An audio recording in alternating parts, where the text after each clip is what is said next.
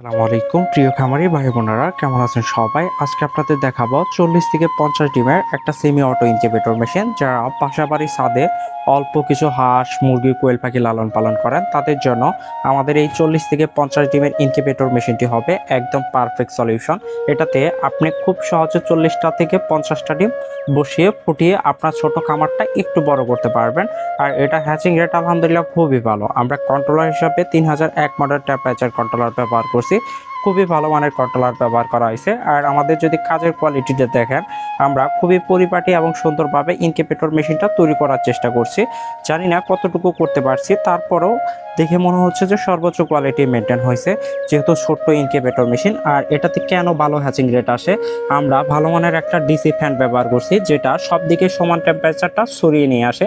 এজন্য মূলত হ্যাচিং রেটটা আলহামদুলিল্লাহ খুবই ভালো আসে। আর ইনকিউবেটরের সবচাইতে ইম্পর্ট্যান্ট বিষয় হচ্ছে আর্দ্রতা। আর 18 দিন যখন হয় তখন কিন্তু আর্দ্রতা 70+ রাখতে হয়। ছোট্ট ইনকিউবেটরের আর্দ্রতা কিন্তু খুব সহজে 70+ রাখা যায়।